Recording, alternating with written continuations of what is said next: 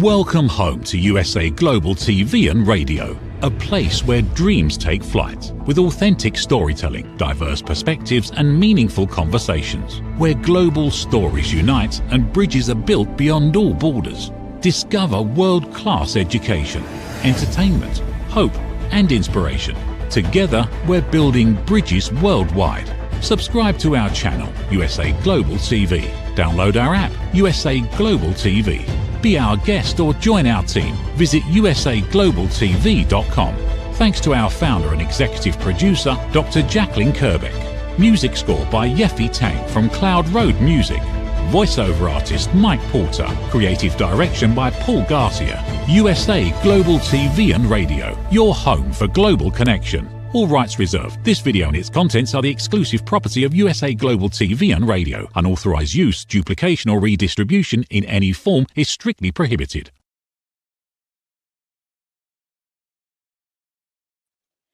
Welcome back to Royally Confidential, the show that takes you behind palace gates, through leading headlines and highlights places and people, the real gems of London and the UK. We're spotlighting the wonders that make Britain really unforgettable while giving our waning tourism industry a much needed boost. I'm your host, Helena Chard, broadcast journalist and royal expert based right here in the heart of London. And today's episode is a right royal dressing up. And joining me as always from across the pond is the talented, luminous, award-winning author, humanitarian and creative, a real great spark and inspiration to all. Let's welcome Diann Floyd Boehm to the show. Hello. Hey. Hi. Oh, thank you for that beautiful intro. At first, I wasn't quite sure who you were talking about. You as always. You are so talented, Diann, and the most amazing books. And it's great that you're going to meet Claire Copleston shortly, who is our guest for today, who will be coming on a bit later in the show. Another talented author and a woman that's, is amazing at everything she does. So lovely to see you.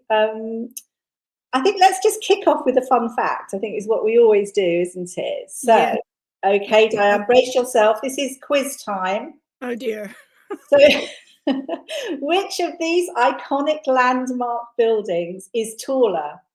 So we've got London's infamous Big Ben. Okay, that's tall. And we have also, or the USA's Statue of Liberty. Oh my goodness. What do you think? Quiz time. I've seen both of them. They're huge. So I'm going to go with the Statue of Liberty. Dun, dun, dun, dun. Dun, dun, dun. On this occasion, unfortunately, do you know there's not much in it? So you're half a winner, I'd say. So the Statue of Liberty is actually 93 meters, which is 305 feet, sorry. And the Statue of Liberty is the Statue of Liberty is 93. So Big Ben is 96. So there's really very little difference between it, which is amazing. So it's pretty incredible, really. But just to say that, just a few little facts, that Big Ben is actually the name of the Great Bell, which is inside, in fact, the Elizabeth Tower. So we address the whole thing really as Big Ben, but it is the Elizabeth Tower and Big Ben, not, if you get that. It's based in Westminster and it represents British culture, history and tradition. And obviously the Statue of Liberty is on Liberty Island in New York Harbor and represents freedom, democracy and opportunity. So there you go. That's a very interesting fact about the bell. I did not know that. That is actually Elizabeth Tower and Big Ben. Yeah. I don't think most people would know about it. And of course, if we just said the Elizabeth Tower, no one would know what we were talking about. So but we all know Big Ben. Yeah, absolutely. So, Diann, today we're going to be diving into the world of royal fashion and exploring all the fascinating stories and particular dress codes worn by the royal family, their staff and guests. I'm so excited. Yeah, but to begin with, let's touch on this month's state visit from the US to the UK. I think we should spotlight it. This is the official state visit. And obviously a right royal dressing up is exactly what you'd expect from a state visit to Windsor Castle. Did you see it? Absolutely. And I've watched it again on YouTube, and you guys know how to put on a show. It was amazing. And I want to know what those horses eat. They're the most beautiful horses in the world. Aren't they? I mean, they really are. Oh gosh, they're kept so well. And they're just like, I mean, I know that we always love talking about connecting the UK and the US. And it's certainly, shining a light on all these wonderful, wonderful events. What did you think? Now, I'm talking about fashion. So obviously the President and First Lady of the United States, it was a real grand affair and pomp and ceremony and hospitality and all the guards of honor and all the fun things. And I think Trump must have been feeling very proud and special, which is great news. I mean, I've got some little snapshots of things which I think worked well, as in clothing wise. I think really it's the banquet, which is the perfect setting, is Windsor Castle for the banquet. And obviously everyone was wearing these special outfits, and you've got the traditional royal outfits that I think are always quite suited to the events. And I think my favourite was the Princess of Wales. She wore that long sleeve mock beautiful gown. Wasn't it beautiful? Philippa Lepley, and it was like intricate gold lace detail, along with the lover's tiara and everything. And we had Prince William with his standard Windsor tailcoat and all his formal decorations. And I'm bringing in about male fashion because my male friends always say, "Oh, you always talk about women's fashion, and you never talk about the men's fashion." So, on these official state banquets, you will always have the official outfit, which tends to be that Windsor tailcoat. Have we got picture 1 and 1.1 to show just the look? We've got those.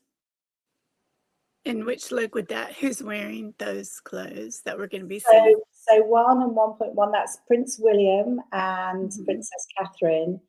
So that one we're showing. As it was showing, I've actually lost the view, so I do. Okay, no, we're looking right at it. Yeah, so it's really, I just think, Princess Catherine's outfit, I just love that dress. The shape of it is very much like, I think, her wedding dress, in fact, but I think she looked absolutely beautiful. Gorgeous. She would look pretty in a paper sack, but she's stunning. And I'm a lace girl. And did they make that in my size? As if I could afford it. And obviously, King Charles as well was wearing his formal, white tie as well, which is the same with royal decorations and miniature medals. And we had Camilla in her blue Fiona Clare outfit. Trump was in a formal black sort of tuxedo tails, and then we had Melania in her yellow dress. Yes, yellow dress with lavender belts. And we actually have a picture as well, it's showing. Oh, brilliant! And that's, I have to say, Melania's. I don't know what to say about Melania's dress. I'm not sure where it's from. I mean, she certainly stands out. She's got off the shoulder dress, and it's bright yellow and the lavender belt. But I think the thing that really stands out about that picture as well is the silent message that you can get, and it's obviously Ukrainian colours. Melania's wearing the yellow, and you've got Camilla in the blue, and it's almost like a subtle message. And I think that's always quite clever how the royal family do that. It is extremely clever. And so I have to say, even though I love Melania very, very much, that would not have been my choice of yellow dresses for her. Yeah, because she has such a gorgeous figure, and I don't think the dress did justice to her beautiful figure.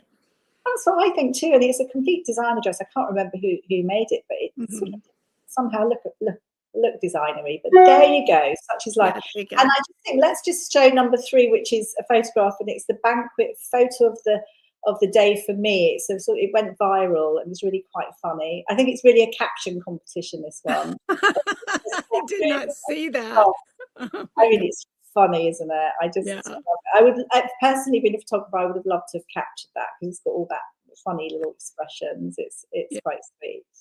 Yeah, I think it's great. Oh, absolutely. So now moving on, so more on the subject of a right royal dressing up, dress codes. It's the hotly awaited exhibition at Kensington Palace. Now, this is running until the 30th of November. So obviously not that long. So advisable to get tickets quick. So the setting, it's in Kensington Palace, magnificent building, Kensington Gardens, etc. And it's a royal palace that's steeped in so much history. And I think it's home to numerous royals, but I think is most remembered really as being the home of the late Princess Diana.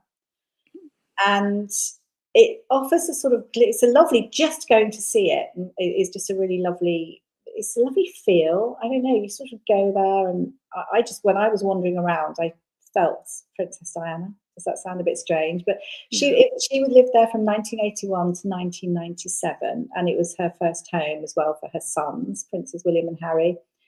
And you've got the staterooms and various things. It's just like where fashion meets history, and every garment tells a story.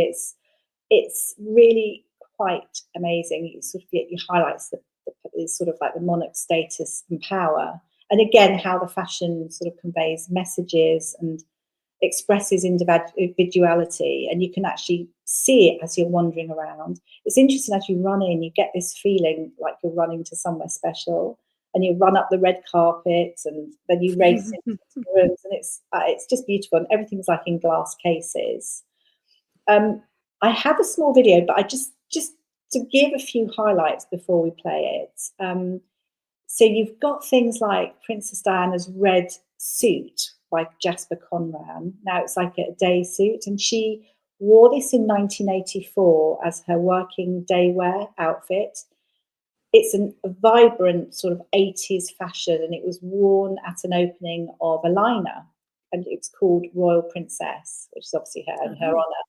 So obviously the wool suit kept her warm, but the red ensured that she stood out. And she had sort of anchors on the buttons. It's sort of like a nautical theme. And obviously red is normally worn to show power and strength, and as I said, stand out. And you've got, moving on as well, you've got Princess Diana's evening dress by Bruce Oldfield, and that's 1986, and she wore that to Saudi Arabia. Twinkly, but it has a high neckline and long sleeves, obviously for Saudi Arabia culture. And the most exciting, and we will see the video shortly because it's not so good when I'm talking, is the iconic green silk velvet tuxedo dress, which I think I love personally. And this is Catherine Walker, 1995. And she wore this to private family and sort of formal dinners. But I think for me, I don't know if you remember Mario Testino's photograph of her in this dress. And it was a real iconic, beautiful picture. It's when she'd found herself, and this is the style she wanted. It was feminine, but it was a mixture of masculine as well, and really, really beautiful. And you've got various things, Duke of Windsor and suits and tartan, Scottish tartan, and Princess Margaret's funky outfits. Let's show the video. And I have to say, I'm mentioning all of this. I can't see the video at the moment, but I'm hoping that everyone else can.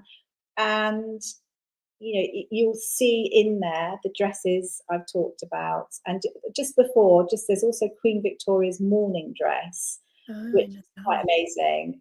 And it showed her black bodice and skirt and everything, a symbol of the Queen's grief, that she actually, after her husband's passing in 1861, she wore it for over 40 years. Oh my goodness. So, which is incredible. And what I would say about going to this exhibition, you really see how tall everybody is, how thin everyone is, how short. For instance, Queen Victoria was 4'8" and probably was just as wide, had a huge gap. So that was really fun to see. So if we're able to watch that video, that would be great. Here it comes.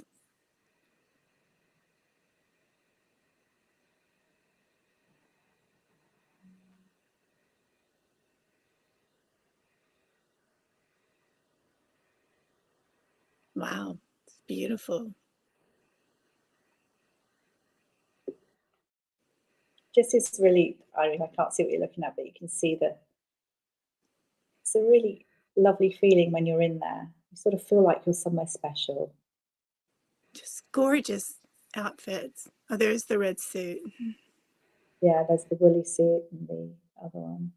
And then if you saw the tartan and of it's Edward VIII's selection of clothing, because he really enjoyed clothing. But the reason why it's interesting to talk about it is shortly we'll be just talking about a collaboration with younger people. And they design things.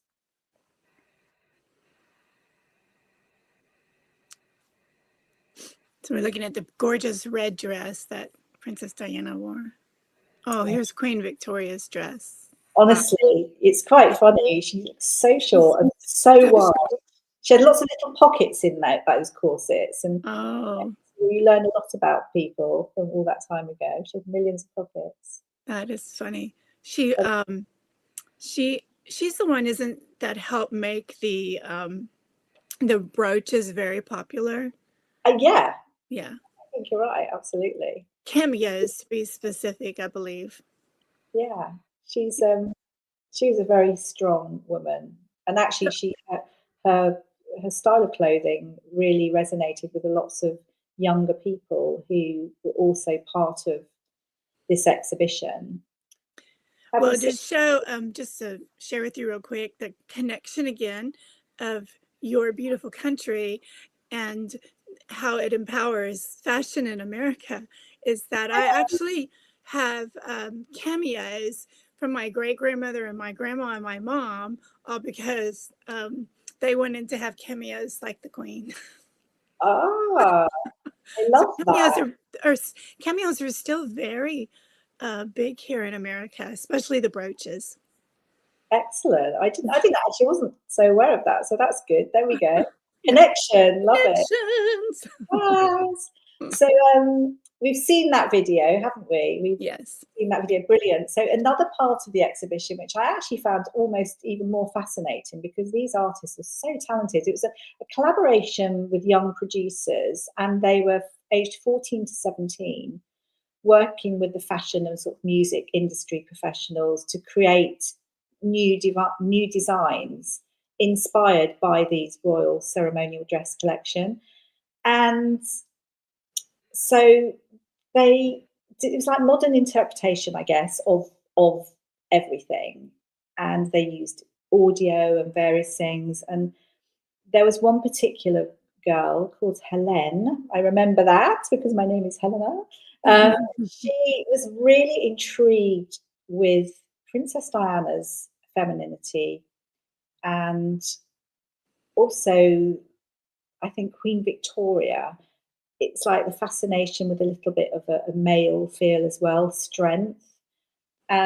She was saying then they weren't sort of frightened to restyle masculine cuts, and she actually then produced this amazing, wonderful outfit which was themed on the breasted dress that Diana wore, the Mario Testino picture one. And if we've got the video to show, which I will not be able to see, but you are my eyes, Diann.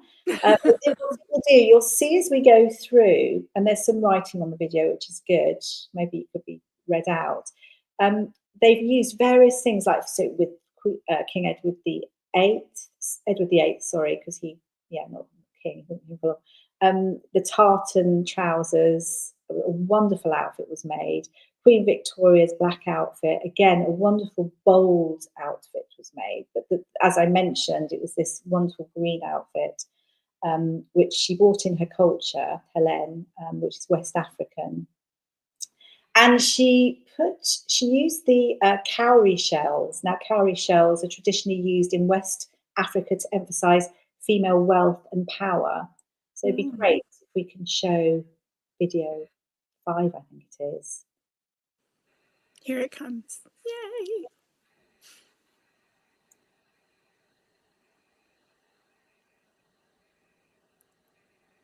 Wow, so many gorgeous dresses.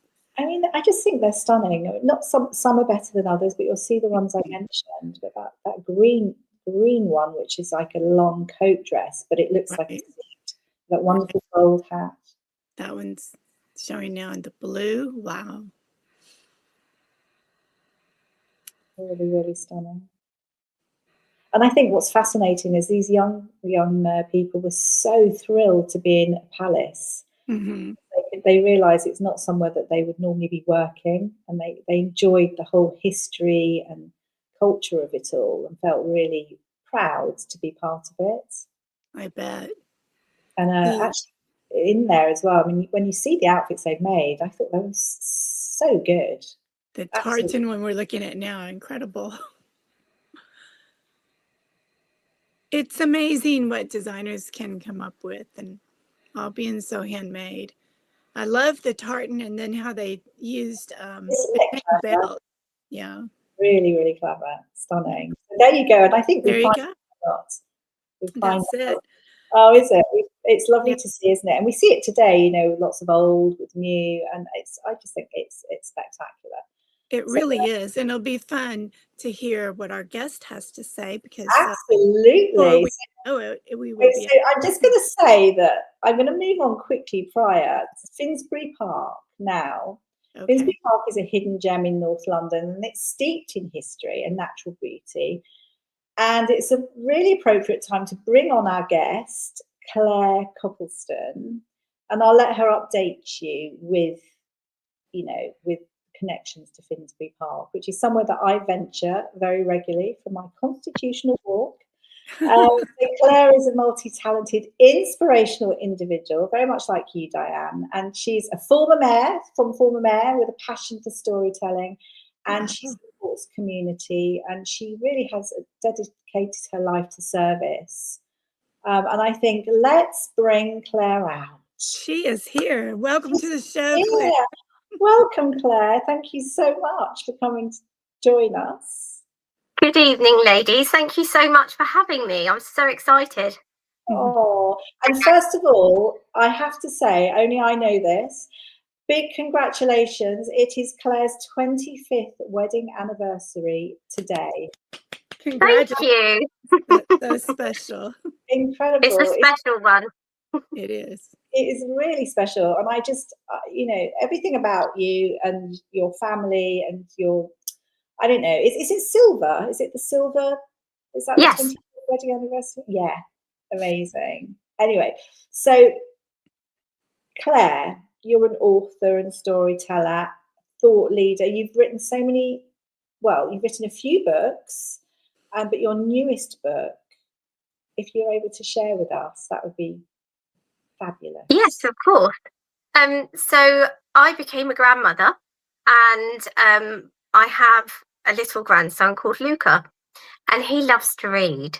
And I wanted to do something that would not only inspire him and other children around his age, but also provide a little bit of a legacy and something that maybe one day he could then read to his children and so forth. So I decided to write a book. But it's a little bit about some of the memories that I hold dear to me from my childhood. And you kindly mentioned about Finsbury Park, and that was a very dear place to me growing up, because I spent many summers and half-term holidays, visiting Finsbury Park with my grandparents, and I just had so much fun. So so I wrote a book about him and the bond that we have as his grandmother and grandson, and also about our little French bulldog called Maya, because they was cheeky as each other and get up to all sorts. So I thought it'd be a nice little story to write. It's beautiful, and the cover is absolutely gorgeous. That's lovely. Luca, Maya and the Naughty Squirrels of Finsbury Park. Beautiful. So and they really do have naughty squirrels in Finsbury Park, I kid you not. They're all chasing around each other and having fun, right? Honestly, they do. And I explained this to Helena because it was like that light bulb moment. I was walking through Finsbury Park one day, this was last year, and I was carrying some shopping, and I was literally getting stalked by these two squirrels who just wanted to jump in my bags. I was trying to walk quicker, but obviously they were way quicker than I was. And I thought, oh my God, they're so cheeky and so naughty. And I thought, I need to write a story about these naughty squirrels. That's so adorable. That's so adorable. Lovely. It makes me want to write a story. It's the best way to start a story, isn't it? That going on. Oh, that's lovely. So Claire, I think are you in the midst of a new book as well? I am indeed. I'm so excited. So I love to treat all my family very equally and all the same. You know, I don't favour anybody. I like to keep it very, you know, neutral across my family, so there's no bickering. And I was so lucky that I've just been. Let me just say this. I'm a grandmother for the second time, and my daughter has just had a baby girl. She's just turned 3 weeks old, so little Amora, and she's just so perfect.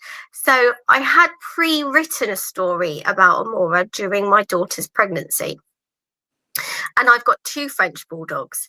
So she has the other bulldog in her story, but it's a Halloween adventure, and she's the most kindest witch who loves to fly around on her broom with her French bulldog called Hugo. And instead of doing kind of magical tricks and things, she sprinkles random acts of kindness helping people through the night, and it's just such a lovely little story. Oh, that's so sweet. I love it. Can we purchase your books on Amazon, and the people in the UK can probably purchase it in the local bookstores? Yes, absolutely. So it is available on Amazon, and it's also available online on over 250 bookstores globally. So it's very well accessible. Congratulations. Yes. And can I say, Claire, you are the youngest grandmother. I mean, I have to say, I find this incredible. I do. And obviously, was there something about you had to make yourself look older on the book cover? Was it, or am I making that up? I wanted the story to be as kind of realistic as possible in a animation style. So I sent kind of pictures to my illustrator, and the character Luca looks just like my grandson.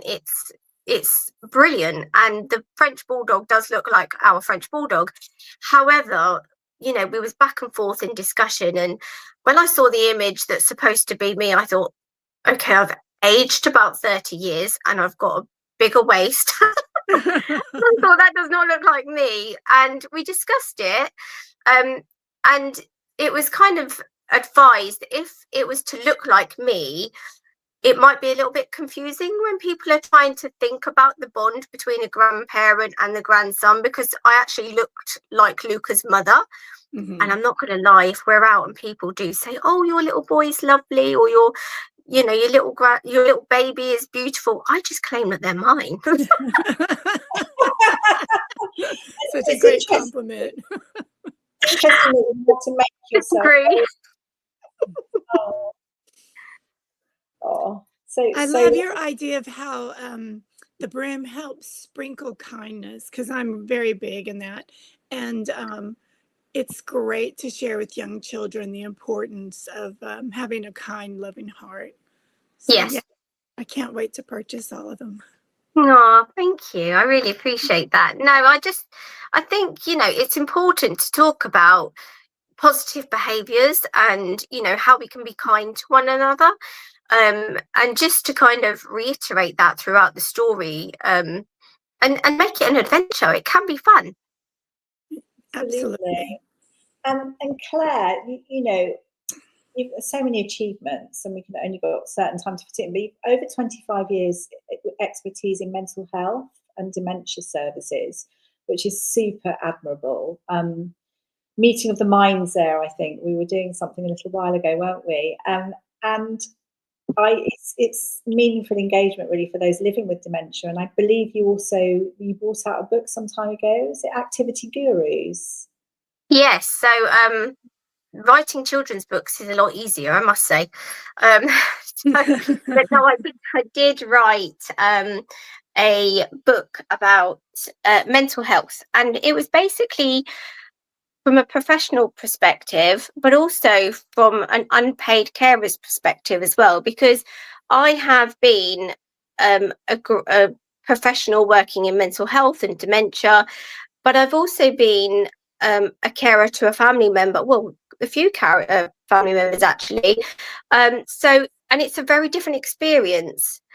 When you're a professional, over the years, you gain knowledge and training, and, you abide by the rules and regulations within your setting, and you know how to support somebody. But when you're caring for somebody who is a loved one, it's a very different experience. And so I wanted to reach out to people and share with them what both of those types of experiences is like, but also how to look after yourself and your own mental health. And there's lots of information in there about meaningful daily activities, how to provide stimulation in the day-to-day, so how to look after your brain health as well as your physical health, your emotional health. So it was a really thought out book to enable people just to have some support, basically.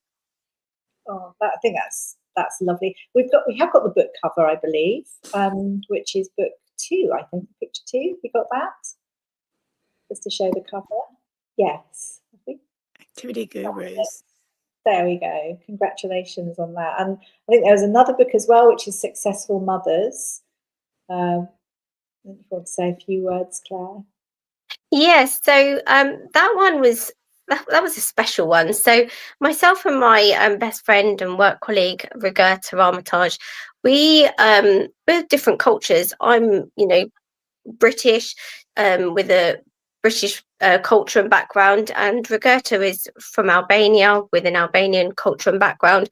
And we have worked together for many, many years, and we've just got the most incredible relationship. And so we wrote about women in business and what it's like to be, a working mother, and the struggles that you have to go through when you're trying to juggle work life and looking after children. It did have a mental health perspective on that, because we talked extensively about the work that we did across all communities, all cultures, variety of different diverse backgrounds. And it was such a successful read, and we got so many amazing reviews. That was a really good one. I was very proud of that. Congratulations. Yes, congratulations on all your books, and they each have something important for all of us to learn from. Of course. And if we've got time, obviously I love the fact, so Claire Copleston is also known as Mayor Claire, which I love. It's almost like a brand name now. If she's out and about, I think people will say, "Oh, hi, Mayor Claire," which I think is so fabulous. Are you able to, because obviously it goes hand in hand as well with the show title, because you know only too well what it's like to put on your robes and wow. Are you able to share your time as mayor? I know it's, you're not at the now. I think you were for a couple of years mayor of Houghton Regis, was it? Yes, I was the mayor of Houghton Regis, and I say this all the time, and I truly mean it from the bottom of my heart. It was one of the best times of my life. I loved every single minute of it. I got to meet the most amazing people. I had the most incredible time, and it was just about immersing myself into so many different community events and supporting people, because not only are you the mayor, but you also become like the head of your council as well. So you're listening to people's views, concerns, worries, you know, their needs. And, you know, I'm really passionate about helping people. So I tried to do as much as I possibly could during my time as the mayor. And I really wanted to build that kind of community cohesion. And so I went to so many events, and I collaborated with so many mayors across the whole of our county, which hasn't always been done previously.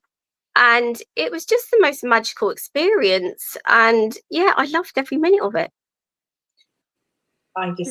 Amazing. Do we have any pictures that we could quickly show of Claire as mayor? Because it's such a wonderful look. And how did you feel dressed up being mayor as well? Well, so you have different outfits, and you know, you don't get a lot of guidance on what you're supposed to wear. So and I was quite a young mayor as well, so it was kind of like, what do I feel comfortable with?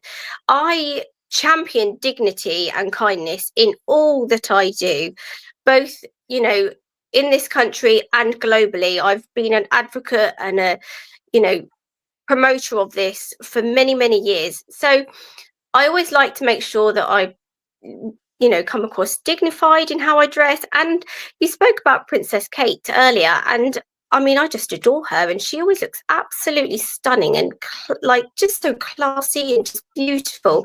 And quite a lot of the inspiration of the dresses that I had purchased and wore to formal events and things, I tried to find inspiration from what she used to wear, and take note on the length of the gowns and the dresses that she used to wear, and colours and what's in season. And it's a lot to think about.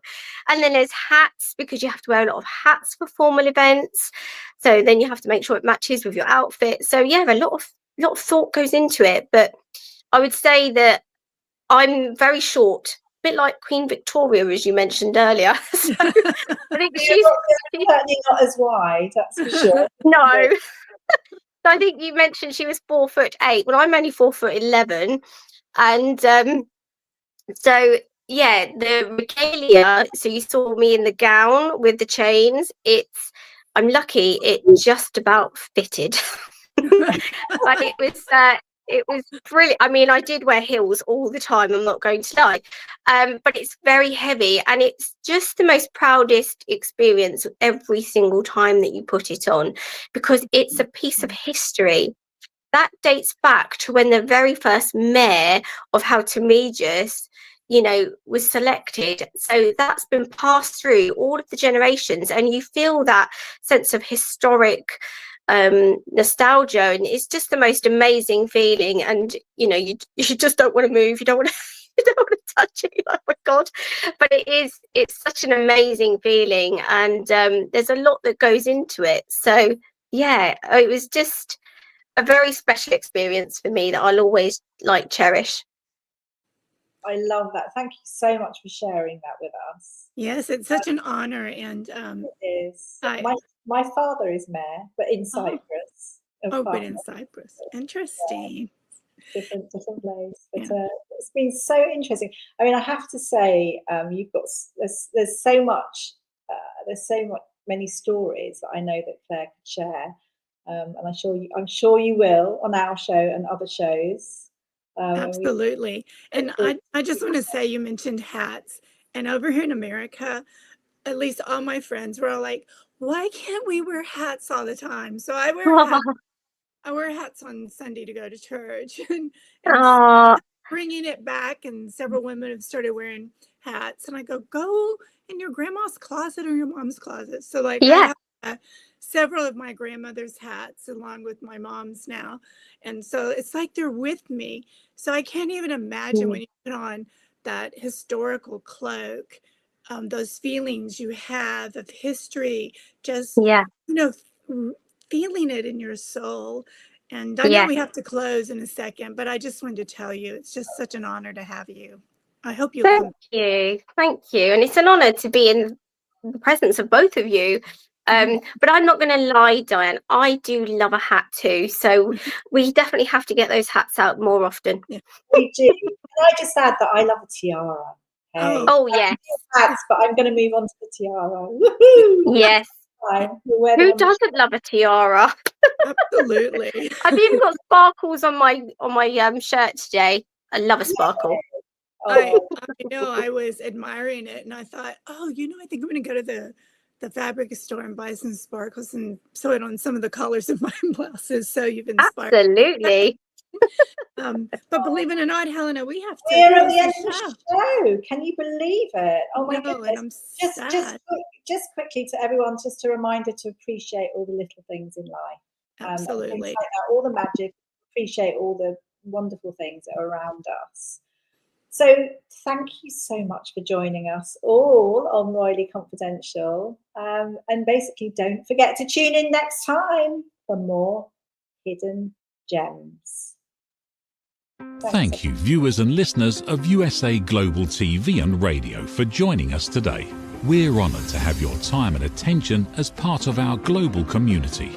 At USA Global TV and Radio, we believe in the power of authentic conversations, meaningful connections, and creating a world of possibilities together. Want to be part of something bigger? Join our team of elevated listeners at usaglobaltv.com, a space where your voice matters and your ability to listen transforms relationships. Stay connected with us across all our platforms for thought-provoking discussions, expert insights, and empowering stories. Subscribe to our channels at youtube.com/c/USA Global TV. Follow us on social media and explore the endless opportunities we're creating for growth, learning, and inspiration. Together, we're not just broadcasting, we're building bridges and changing lives one conversation at a time. For inquiries, contact us at info@usaglobaltv.com. Music by Johnny Dyes. Produced by Executive Producer and Director Dr. Jacqueline Kerbeck. Voiceover by Mike Porter. Creative Direction by Paul Garcia. All rights reserved. Copyright 2025. Visit usaglobaltv.com to view our full terms and conditions.